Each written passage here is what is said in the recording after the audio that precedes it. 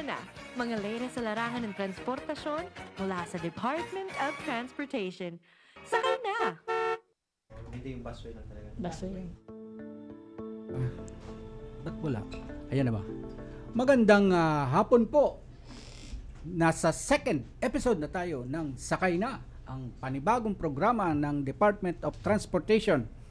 At alam nyo, pagka ako ang magpo-programa, malaman yan eh. At last time ay medyo kinulang tayo dahil nasagasaan tayo. Pero this time wala na tayong mag-i-interrupt sa isang oras ng mga paghahatid ng butil kaalaman. Ngayon ang ating mga bisita, sabi ko sa inyo, ang daming ahensya ng Department of Transportation. Ngayon, SAIC, Special Action and Intelligence Committee for Transportation. Yung, pwede ko ba tawagin kilabot ng busway? Yun ang pinakamagandang gusto lang namin bago ko pakilala ang ating bisita, gusto ko munang kung saan ninyo pwedeng marinig, mapanood ang ating programa. Meron akong tinawagan na kaya dati namin kasama nasa Australia, nasa Sydney. Sana nanonood din siya. At lalo na, siyempre, sa aming opisina. Pwede nyo mapakinggan 738 kHz AM sa DOTR Facebook, YouTube, sa Radyo Pilipinas Facebook, YouTube at mga free cable channels. Okay, ang ating bisita from SAIC, sayang wala dito yung pinaka-boss ng SAIC, raw siya shy, mahiyain. So unahin ko from actually taga Philippine Coast Guard siya, si Captain Oliver Tanseco, Commander ng Investigation and Detection Management Service. Coast Guard yun, Cap, no? Uy, palakpak naman dyan. Ayun! Okay. Susunod nating bisita ay si Jennifer Salen, Traffic Operations Officer 2, Team Leader ng Special Operations Unit. Again, ito ang SAIC! Ang dami mong fans! Simula ngayon, sikat ka na, pa-autograph ka na. Okay, maraming kwento. Gusto naming magpakwento. Unahin ko si Captain Tanseco. Magkwento ka muna about bakit nandoon ang Coast Guard sa busway? Yan. Ano yung role ninyo? What was your biggest achievement? Kunyari, last year. Ano ang mga naitulong ng PCG sa busway? Magandang hapon po sa inyo at saka sa ating mga nanonood at nakikinig po. Una-una, maraming salamat for inviting po ang Philippine Coast Guard. Ang Philippine Coast Guard po, kaya nandyan sa SAIC, the Special Action Intelligence Committee for Transportation, isang department po kasi. Ang PCG o Philippine Coast Guard, under po yan ng Department of Transportation. Yes. Siyempre, isa po sa napaka-importante sa DOTR, yung ating land. So, ito pong busway, talagang project po yan ng ating Pangulo, ng ating Secretary. So, kailangan po may magpatupad po dyan kasama ng SAIC, yung pong law enforcement niya. Nagkataon po, ang Philippine Coast Guard, kung hindi pa po alam ng lahat, meron po kaming tatlong main function, yung functionality po. Yung isa, yung kabisado nyo po, ito po yung safety. Maritime Safety Services. Pag may lumubog, responde po ang Coast Guard. Pag may nalulunod, kami po ang tagasagip. Yung pangalawa, ito po yung Maritime Environmental Protection.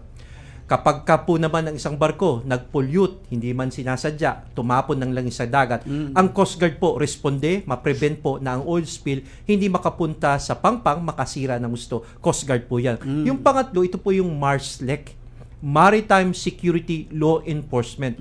Yung pong law enforcement niya, ibig sabihin po niyan, kagaya ng pulis, ng NBI, yung pong karapatan, yung pong trabaho, yung mandato na magpatupad ng batas. Ibig sabihin po, violation ng Revised Penal Code, special laws, including po smuggling ng firearms, drugs, trafficking person, etc., na nangyayari hindi lang po sa dagat, sa ating port area and beyond. Nagkataon po, under one department, SAIC. Kailangan mo ng tagapagpatupad ng batas within our busway po. So, kaya po ang Coast Guard nandyan. Yung pangalawang tanong nyo po, ano ang mga natulong na po natin? Unang-una po, yung present ng ating Coast Guard po, may mga baril po kami. Na-issue po kami ng firearms dahil kagaya ng police at NBI, kami po ay law enforcement. Pag meron pong gumawa ng krimen dyan, kami po yung police ng DOTR within the busway po. At nangyari na ngayon, tanong mo, ano magandang accomplishment niyo po dyan sa busway? Kasi po, hindi rin naman po natin maitatanggi, may mga gumagawa ng masama sa mga pasahero ng ating busway. At nagkataon po, meron po diyang may snatch, may nagnanakaw. So, ang Coast Guard po ang nag-responde, including po yung paggamit ng illegal drugs dyan mismo sa busway. Kaya ang Philippine Coast Guard, hindi lamang po kami yung nag-aresto, kami pa yung nag-imbestiga, kami po yung nag-file ng kaso. At ngayon po, hinihiring po yan sa korte, Coast Guard nyo, yung inyong pulis dyan po sa busway. So, yun po yun in a nutshell. Bakit po kami nandyan? Nice. No, ngayon, alam nyo na. Pero,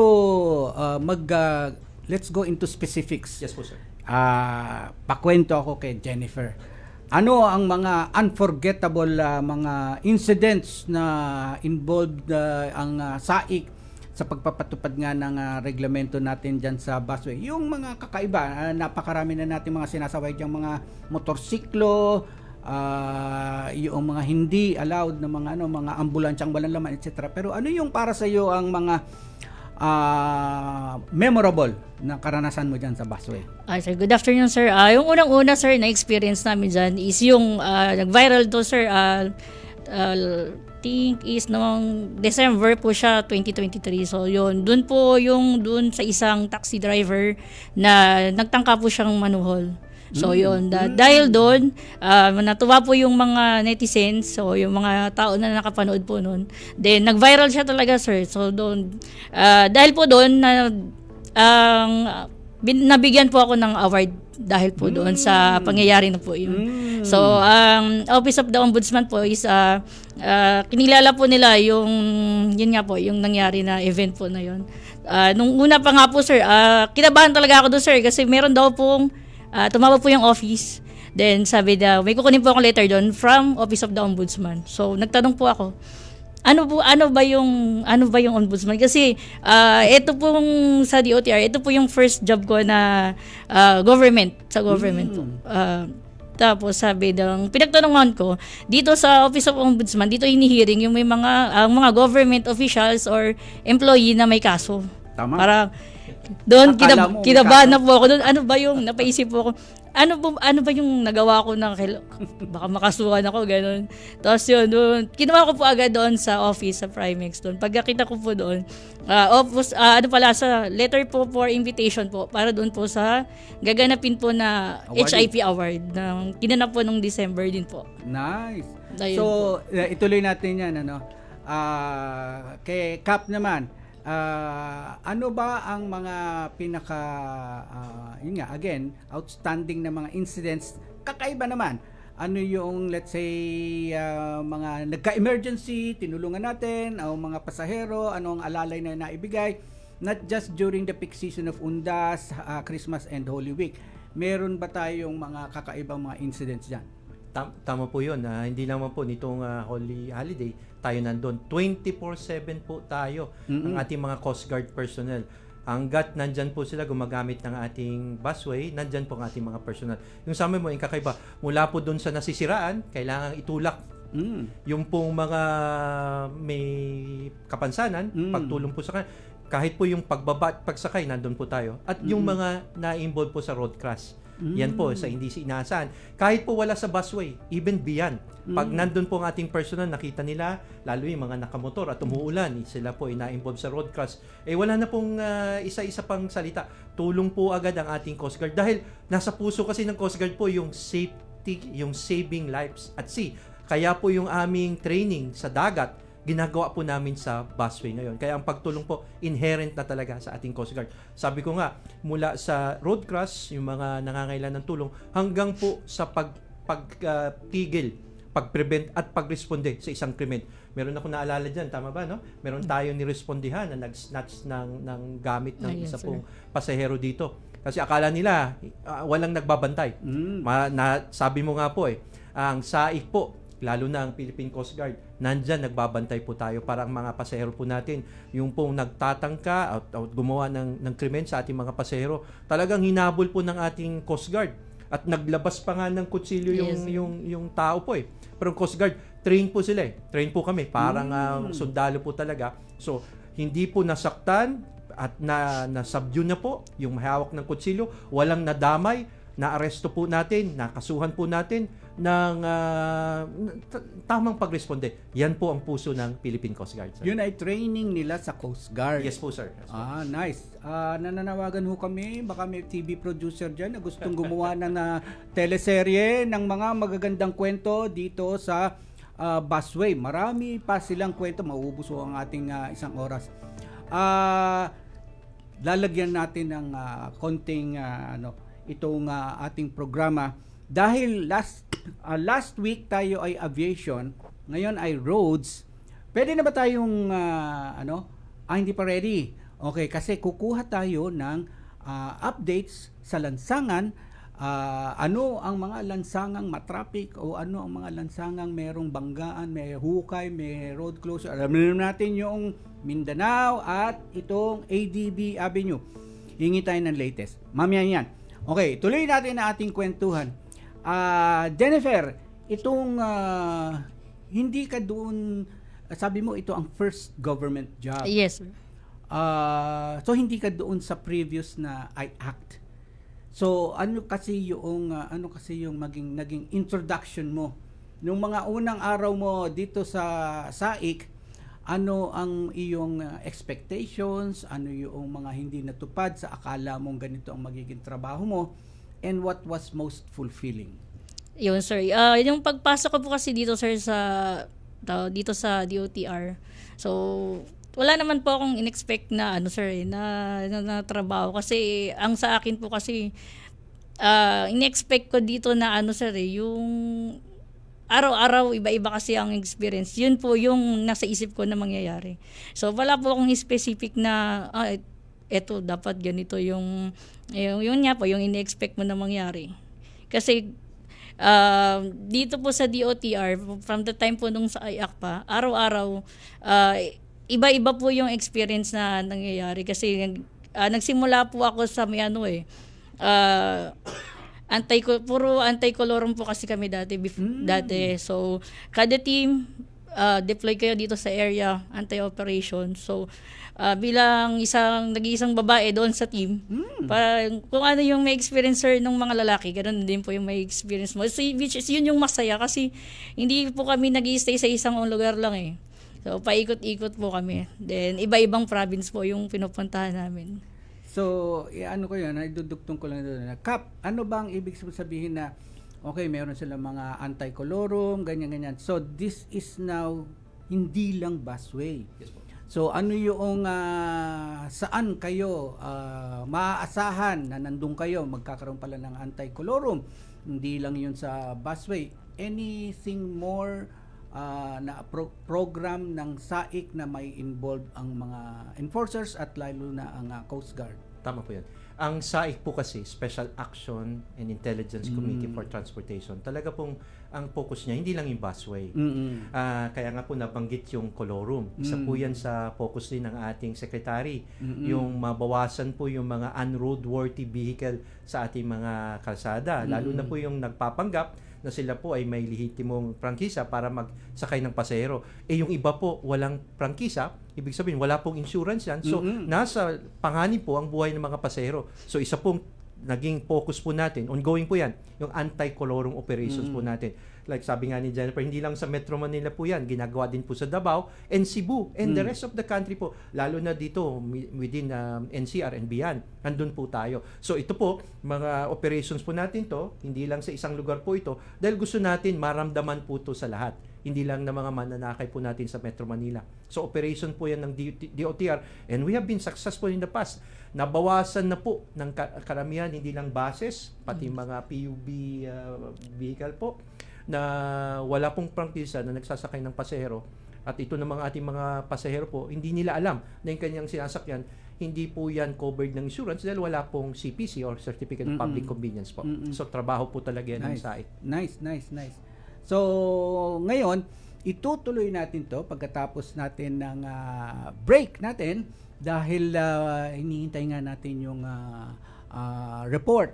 At saka, basta marami pang tayong malalaman na butil kaalaman dito sa programang Sakay Na ng DOTR. Okay? Good news! Ang inyong pinagkakatiwalaang Radyo Pilipinas nasa TV na. Oo, nasa TV na. Ang Radyo Pilipinas 738 AM ay live nang mapapanood sa Channel 3 ng ABS-CBN TV Plus at Channels 45 to 49 ng GMA Affordabox. Kaya may access ka na sa balitang totoo anytime, anywhere. Sa radyo, sa social media at TV. Radyo Pilipinas 738 AM. Radyo Pilipinas is on Viber. Viber. One tap and swipe. Nandyan na lahat. Receive credible news and information. Pati mga trending topics at videos. Sure na meron dito niyan. Stay on track with Radyo Pilipinas on Viber. Pick up real news. Catch the latest and biggest stories. Search Radyo Pilipinas on Viber and hop in to our community. This is a public service announcement. Maging handa sa oras ng sakuna. Para sa iyo at sa iyong pamilya, laging siguruhin. Go Bag ay nakahanda at naglalaman ng mga sumusunod. Ilang pirasong damit, ready-to-eat na pagkain at inuming aabot ng 3 araw. Personal na gamit para sa inyong hygiene. First aid kit kabilang ang alcohol, bandages, gamot sa lagnat, ubo at sipon, pati na rin ang inyong vitamins at maintenance medicines. Maglagay ng pito, flashlight, lighter o posporo. Huwag kalimutan ang mga charger o power bank. At higit sa lahat, isama ang mga importanteng gamit gaya ng inyong mga legal na dokumento, IDs, ATM o passbook, insurance at iba pa. This is a public service announcement. From PBS, Presidential Broadcast Service and Radyo Pilipinas. This is a public service announcement. Isang paalala mula sa National Telecommunications Commission, National Capital Region o NTC-NCR. Ang kanilang Oplan Contra Text Scams. Binabalaan ng publiko na sakaling kayo ay makatanggap ng kakaibang text messages sa mga di kilalang numero o di kaya ay mga text messages na may kahina-hinalang mga link. Huwag pansinin, huwag pindutin, huwag i-click ang link. Ipagbigay alam agad sa NTC website ntc.gov.ph o kaya'y sumulat sa kanilang email na contratextcam@gmail.com. Sa mga panahong ito, huwag padaya, maging wais na magla. Makibahagi sa Oplan Contra Text Scam. This is a public service announcement. From PBS, Presidential Broadcast Service and Radyo Pilipinas. Kayo po ay nakikinig sa Radyo Pilipinas. Radyo Pilipinas 738 AM. Sakay na ng Department of Transportation. Okay, balik ang programang Sakay Na ng Department of Transportation. Hindi ko pala ako nagpakilala. No? Si Ka Johnny Gesmundo po. Nagpupugay at ating bisita ang mga taga-SAIC. At nandyan sa linya na magre-report ay taga-SAIC din si JC Santo Domingo para magbigay ng ulat kung ano ang kalagayan ng ating mga lansangan. Saan ba magkakaroon ng traffic? JC, pasok! Ay, good afternoon, Ka Juni at sa inyong mga tagapakinig ng Radyo Pilipinas DOTR. Sakay na! At simulan natin ang ating live traffic update. Dito sa EDSA southbound, magsisimula na po ang build-up ng traffic dito po sa may EDSA Kamuning. Paakyat po yan hanggang tuloy-tuloy po yan hanggang makarating po tayo ng EDSA Santolan. Magkakaroon na po ng build-up yan hanggang dito rin po sa may Paanan, dito po sa may Ortigas Avenue Flyover. Patungo po yan ng Ortigas C5. At dito naman po sa kabaan ng ating Guadalupe, hanggang dito sa may Buendia ay may pagbabagal na po tayong maranasan. Southbound po yan, patungo po ng Pasay Rotonda. At hanggang makarating po yan, dito tayo sa may Magallanes, sa may Evangelista. At dito naman po sa may northbound, dito po sa magsisimula ang ating traffic sa may EDSA Heritage. Hanggang makarating po yan ng Pasay Rotonda, dito po sa may intersection. Patungo naman po yan dito po sa may Evangelista. Samantala ang ating EDSA Buendia hanggang makarating po dito ng Kalayaan ay magkakaroon na rin po tayo ng build-up of traffic. Pakanan po yan, papunta ng BGC. Saan po natin sa ating mga motorista ang pagbigat ng traffic dyan. Dahil kanina lang po, base po dito sa aking ulat, sa MMDA nagkaroon po ng road crash accident po dyan. At na-cleared na po yan sa area at yun nga lang po, nagkaroon po tayo ng build-up ng traffic dyan. Samantala dito naman po sa may kahabaan ng Shaw Boulevard, patungo po ng Mega Mall, asahan na po sa ating mga mga motorista, mabigat na rin po ang daloy ng traffic. At tumungo na mo tayo sa may kahabaan ng Mindanao Avenue kung saan po nagkakaroon na rin po tayo ng build-up at traffic dito po sa may kahabaan ng North Avenue. Ay dito po sa may Mindanao NLEX patungo po ng Quirino Highway at ganoon rin po dito po sa may Congressional Avenue. Dito rin po ginagawa po yung subway station dito po sa may banda po ng Mindanao Avenue. Pinapayuhan natin ang ating mga motorista na kung maaari humanap po tayo ng alternatibong ruta upang makaiwas po tayo dito sa may daloy ng trapiko. Samantala dito po sa Commonwealth, asahan po natin regarding po dito sa DPWH ay magkakaroon po sila ng conduct ng rehabilitation works dito po sa may northbound po ng Sosaregi hanggang until January 31, 2025. Samantala naman po sa araw naman po ng Linggo, January 19, 2025 from 1 p.m. onwards ay magkakaroon po ng temporary close dito po sa may Pasig sa may 24th Bambino Grand Parade. Inaasahan po natin ito po mga ruta ng mga masasarado ay magkakaroon po ng mabigat ang daloy ng trapiko dyan at inaasahan po natin sa ating mga motorista na umanap po tayo ng alternatibong ruta upang makaiwas po tayo sa daloy ng trapiko. At yan po muna Ka-Juni ang ulat ng trapiko mula po rito sa Public Assistance Action Center, nag-uulat. Salamat, JC. Energy talaga. Pinupok ko si JC. Bigyan mo ko magandang report. Bago tayo bumalik dito kay Cap at kay Jennifer ay meron kaming maikling tawag namin dito fun facts tungkol ito sa road. Okay?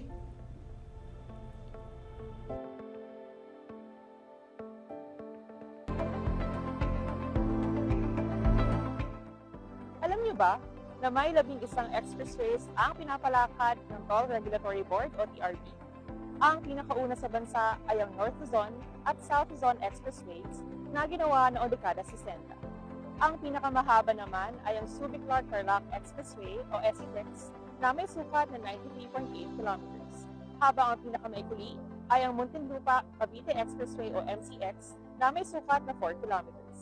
Ang Cebu-Cordova Link Expressway o CCLEX naman ang kaisa-isang expressway na sa labas ng Luzon. Yan ang budol kaalaman tungkol sa TRB. Abangan ang susunod na fun facts sa mga susunod na episode. Salamat! Tagal na namin ginawa yan. Actually, yung anchor na yan abroad na. Anyway, so balik tayo ngayon dito kay Captain Oliver Tansecon ng Philippine Coast Guard at si Jennifer Salen. Pareho silang sai. Kanina ay humihingi ako sa kanila ng mga magagandang kwento nila. Kasi, hindi lang kasi dapat mabigyang pansin itong huling kaganapan, di ba? Yung dalawang government vehicles, yung isa nag-escort daw ng congresswoman. Marami pang mga magagandang nangyayari dyan sa busway. So, pakwento ako ngayon kay Jennifer. Ano pa ulit ang iyong naaalalang magandang experience mo dyan? Ay sir, yung isa pa pong magandang nangyari po dito, incident sa loob po ng busway. Isang L300 po siya. So, dire-diretso po siya dito sa ating busway po. Nung fin-lockdown po namin siya, hindi siya tumitigil. Pero, diretso lang po ang tingin ng driver. So, ang mga saik and then ang ating mga kasama na Philippine Coast Guard, talagang pumesto na po kami na hindi naman din namin nilalagay sa peligro yung sarili namin kasi medyo talaga siya sir parang wala siyang naririnig. So tulala lang talaga siya. So di paulit-ulit po kami lahat na sir pakistop po, pakitigil po muna doon, and then suddenly tumigil naman po siya. So nung tumigil po siya, kinakausap namin siya, hindi po siya nag-response. So inisip po namin baka lang na-shock siya kasi first time niya mahuli sa busway. So, ang dami na namin kumausap sa kanya pero never siyang nag-respond sa amin. So, hindi po namin alam kung paano po kukunin yung pangalan niya, kung ano yung sino pwedeng kontakin namin. Then, ayun nga po, biglang nag-ring yung phone niya. So, may nakita na siyempre pag may tumatawag po, may na-flash po yung number doon. So, yun po, kinapi po namin yun. Tapos, tinawagan po namin yung number na yun. Then, later po, na kapatid niya yung tumatawag sa kanya. Tapos, nung kinausap po namin ang kapatid ng driver, sinabi niya na meron pong pinagdadaan ng problema yung driver. So continue pa rin po kami sa pakikipag-usap, and then kinontak na rin namin yung Facebook page po nung ating kinontak po doon, yung kapatid niya. Then nakita po namin sa page na mga ilang oras na po ang nakalipas, hinahanap pala nila yung kuya nila. So yun po, kasi nga po merong pinagdadaan ng problema. Parang so pinatabi po namin yung sasakyan muna, then nakiusap po na yung kapatid na antayin sila, kasi hindi naman din po namin pwedeng iwan yon ng ganun basta. Tapos hiningian po namin siya ng kahit anong ID, wala talaga, hindi po siya nagsasalita. So, may hawak po siyang gamot. So ang iniisip po namin, baka naatake po siya ng high blood niya or what, kasi may gamot siyang hawak eh. Then hinantay po namin dumating yung kapatid galing po ng Bulacan. So, kasi wala pong kasama yung driver. Mag-isa lang po siya doon. So, natulungan nyo at nakausap nung kapatid yes at naayos nyo na naibalik siya doon sa pamilya niya yes dahil po, hinahanap nga siya. Ganon. So, anong maganda mong realization doon sa episode na yun? Yun sir, kahit na ginagawa namin yung trabaho namin, na meron din pong part na nakakatulong kami dun sa iba. Hindi lang kami puro huli. Pero sad to say, kailangan pa rin po namin tikitan si sir, kasi nag-violate po siya eh. Hindi naman po pwede na hindi siya tikitan dahil ganun po yung nangyari. Umabot po kami ng hanggang I think 10 PM inantay po namin dumating yung mga kaanak niya. Kasi unang dumating po 2 babae. So, syempre, tinanong kung sino po magdadrive. Another waiting na naman po kami ng ilang oras. Dahil yun nga, panay po ang pasalamat nung kaanak sa ating ahensya, dahil nga po natulungan natin silang hanapin yung kapatid nila. Kasi ang nangyayari sa kuya niya, drive lang ng drive, dire-diretso lang po, ganun lang po. Yun. At least doon po, nung pagkakataon po yun, nailigas po natin yung kuya niya. So, nice. po. So, pangalawang good deed mo na yun. Wala ba kayong kamay dyan? So, Kap, ganito. Si Captain Sanseco ay isa ring abogado. So, ang itatanong ko is, tama nga naman. No? So, kasi nagkaroon siya ng paglabag ng batas na hindi siya dapat gumamit ng busway, kaya dapat matikitan din siya. Ano pa ang mga legal o mga sanctions, mga pwedeng ipataw? Kunyari ay yung ating mga penalty, 5,000, 10,000, 20, 30. Maliban pa doon, kunyari tumakas nga, ganun. Ano-ano yung mga legal remedies na pwedeng ipataw sa mga nagba-violate? Yes sir, tama po. Tama yung sinabi mo. Ang Coast Guard po at karamihan po sa amin na nandyan sa SAIC, mga deputized na po yan ng LTO. Ibig sabihin po, pag sinabi nating deputized, na-train po yan lahat ng provision ng RA 4136. Ito po yung Land Transportation Code po natin. Kagaya ng mga LTO enforcers po, kami ngayon ay deputized din. May panikit po yan. May TOP.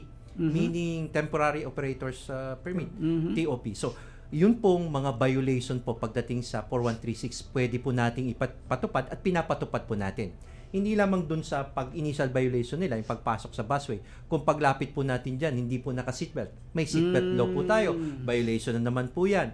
Kung sila po ay walang helmet, kasama po yun. Kung ang helmet po nila hindi yung prescribed standard helmet, kasama po yun. Kung sila ay may sakay na bata na hindi po sapat yung edad at hindi po pwede sa motorsiklo, hindi pa po kasama po yan. Kung speeding, kasama po yan. Lalo na kung sila po ay under the influence ng alcohol o drugs, sama po yun. Yun po ay kasama. Ngayon, liban pa po dyan. Kasi sabi ko po, ang Coast Guard, law enforcers na po yan eh. Yung mga tao po natin, meron po tayong assign ng mga investigator, yung mga organiko po na personal na IDMS. Meron po tayong isang instance po na hindi lamang po pagpasok, kundi nung nakita po natin sa kanyang mga papel, yung sasakyan niya po, yung motorsiklo, ay carnap. Na-report po pala na ito ay carnap. So, naka-alarma yung kanyang motorsiklo. Again, wala po yan sa ordinaryong batas, kundi meron po tayong anti-carnapping law. So, sinabject po natin sa further investigation po yan ng ating mga Coast Guard investigator. Sa kanilang nalaman po nila na talagang yung sasakyan ay nai-report ng may-ari na nakarnap. At doon po natin nakita na yung nagmamaneho ng motorsiklo at that time na isang babae po na 19 years old pa lang at that time ay involved sa isang sindikato.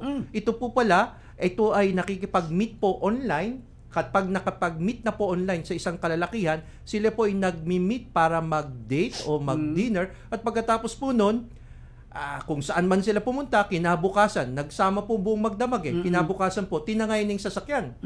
At magte-text na po, papaalam dun sa may-ari na ako ay may video, may picture ako, kailangan mong tubusin yung sasakyan mo, yung motorsiklo mo. So yun po, kaya po napaglaman namin, isa po itong modus po, scam ng date, tangay, scam.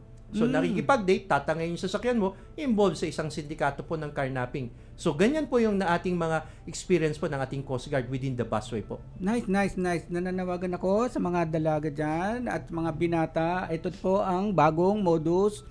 Pagka nakipag-date kayo sa di kilala, doon nyo lang nakakilala sa social media. Okay? Pero, ang follow-up question ko sa iyo, Kap, is... So, ang Coast Guard deputized, hindi lahat ng mga nahuhuli kunyari ay tiniturn over sa LTO. At on the spot ay makikita nyo kung anong violation at matitikitan. Yes po. Yung pong pag-turnover sa LTO, kung purely po LTO yung violation po. Pero ang Coast Guard po, meron na po kaming kulungan. Meron po, yes po. Kami na po ang manghuhuli, mag-arrest po kung kami nandun. Kung kayo po'y magre-report, nandyan po ang Coast Guard along EDSA busway. Kayo po'y ginawa ng krimen. Kayo po'y isang motorista along EDSA. Tawagin nyo lamang po yung Coast Guard natin. Magre-responde po yan. At ang ating po Coast Guard investigator na rin po mag-iimbestiga.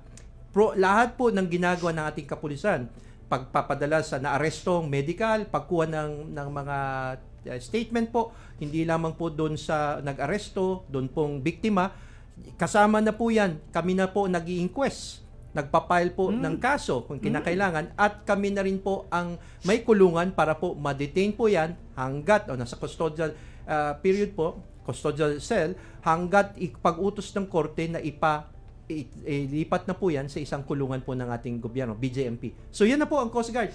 Kumbaga, kung ano po yung kayang gawin ng ating kapulisan, ginagawa po ng Coast Guard.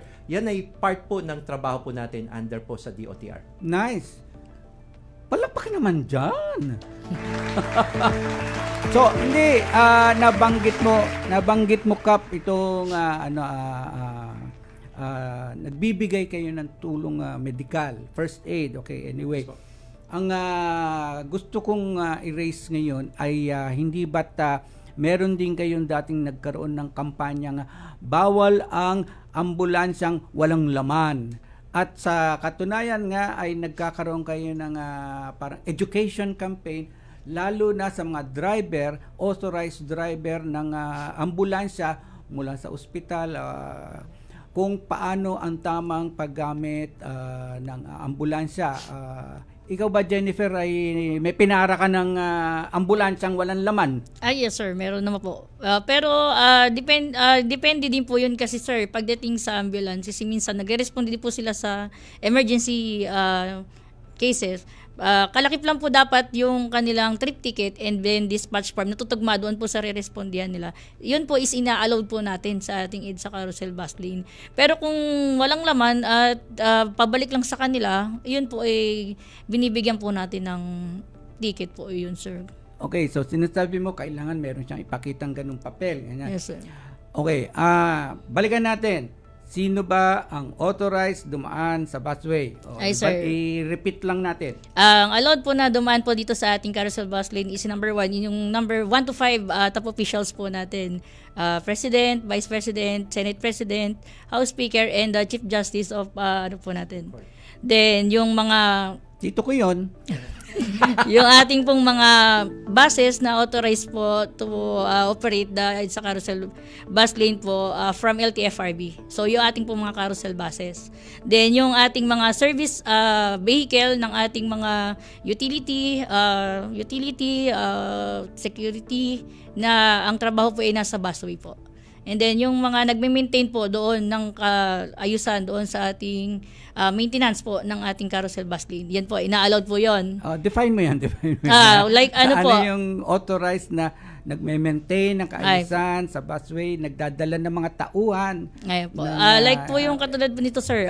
Yung ongoing po yung ginagawang mga elevator po natin. So yung mga contractor po na under po doon sa na nandun sa loob ng gumagawa sa bus lane is authorized po yun. Then yung ating mga MMDA na meron nagme-maintain po ng mga halaman, yung mga nagdidilig, sir. So yun. Pero meron po yung markings na EDSA carousel maintenance po. Yun lang po. Yun lang po yung sasakyan nila mark vehicle. Po, na nakalagay po na EDSA carousel maintenance. Yun po ang nakalagay doon po sa ano nila sa parang pero truck usually, hindi naman mga rush hour yan ng hindi naman, sir. Usually gumagamit ng busway. Morning. Usually morning lang naman sila, sir. Sige. Ulitin natin yung mga penalties. Mukhang hindi effective. Magkano yun? Ay, sir, ang pagdaan ng carousel po is 5,000 po yun. Ang pagdaan lang po yun. Then, yung mga additional penalty po yun, depende po sa kung ano pong violation nila. Like po yung unregistered, sir. Ang unregistered po, sir, is nagkakahalaga po yun ng according po sa Joint Administrative Order po ng LTO is sa 10,000 po yun. Additional din po doon, sir, sa unregistered kasi marami po tayong mga drivers na hindi aware doon sa OR nila na sabi nila, bago yan eh. Bago yun, bakit unregistered? So, kasi, ang kasa po kasi nagsasabi na, 3 years yan. Pero, hindi na nila chinecheck yung OR na meron sila. Which is, kung nakalagay lang doon sa MBUC nila or yung motor vehicle user charge is for 1 year lang. So, kalimitan po na nahuhuli namin na unregistered is ganun. Akala nila 3 years po yung rehistro ng brand new kasi. Sir, pero hindi po lahat kasi ng bago is 3 years po. Yun yung mga nauna po kasi dating paglabas ng kasa ay 3 years registered. Pero kaya maganda po na daily i-check po nila yung MBUC na nandun po sa pag nakaharap po yung OR nila sa may right side po. Doon po nakalagay yon kung magkano po yung binayaran nung kasa. Kasi kung nasa 240 plus lang po yun, magsabihin, 1 year lang po yung validity nun. Hindi po siya 3 years. Yun po lagi ang diskusyon namin doon. Bago yan eh, bakit mo i-impound? Pero yun nga, hindi nila alam. Pero doon sa time na yun, ine-educate na rin po namin sila na, sir, ang MVUC po kasi na binayaran ni Kasa is ganito lang po, 1 year. So, doon po nalilito din yung mga yung mga driver natin. So, yun, kailangan i-check po nila maigi. Okay. Then yung bago po nating OR ngayon, meron na po siyang nakalagay doon sa baba kung kailan yung next renewal. So, i-check lang po nila ng maigi kasi marami rin pong cases sa amin, kung nga rin po, nag-renew po sila January 2023. So, pero ang plaka po nila is, example po, yung 6 na. Ibig sabihin, June, then yung second, kung nga rin po, 4, 5, 6 ang kanyang plaka. The 6 and 5 po yung ating susundan. So, June, then the number 5 po is second week. So, dapat June, second week, nakapag-renew na po siya noon. Yun po yung duration nung kanyang registration. Dapat within that week, makapag-renew na siya.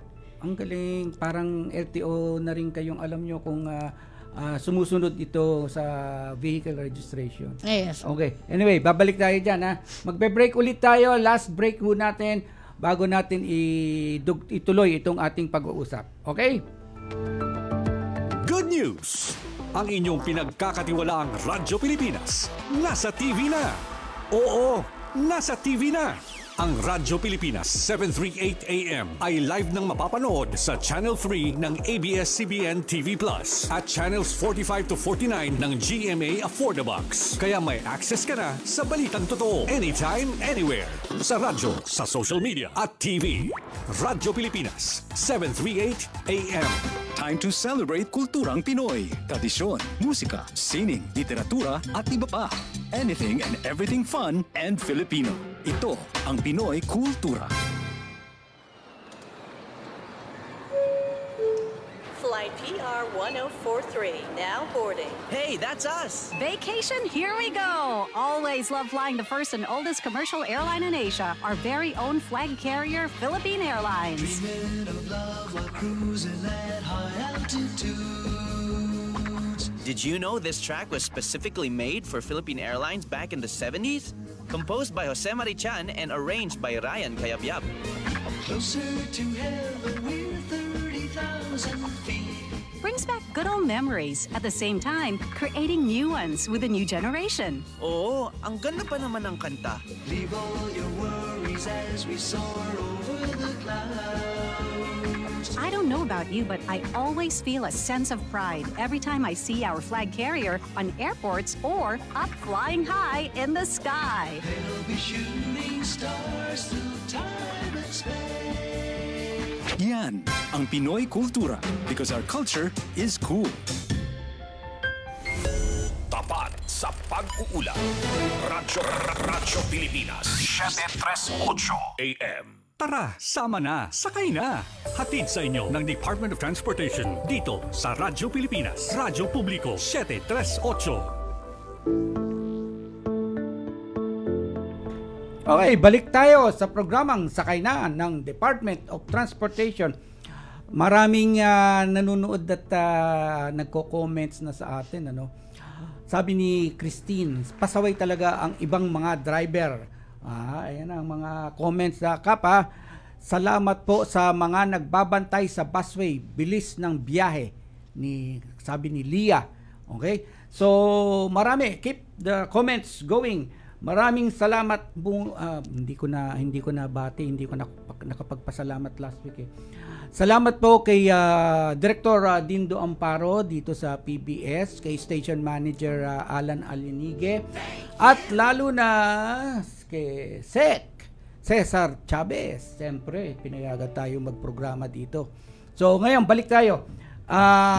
Paubos na ang ating oras. Okay, Kap. Ano ang pwedeng asahan ng publiko ngayong taon sa busway? Magiging mahigpit ba? May mga bagong programa ba? Manghuhuli ba ng e-bikes? Ewan ko, ano pa yung inyong planong gawin ngayong taon na to? Una-una po, makaasa ang lahat ng gumagamit po ng ating busway, yung ating mga commuters. Yung kagaya nga na nag-text sa inyo, yung ligtas at secure na paggamit po nila ng ating busway po. Papagpatuloy po ng Coast Guard yon. Yung ating mga Coast Guard in almost all station po nandyan, kasama mga SAIC personnel po natin ng DOTR. Nandyan po kami para tumulong po.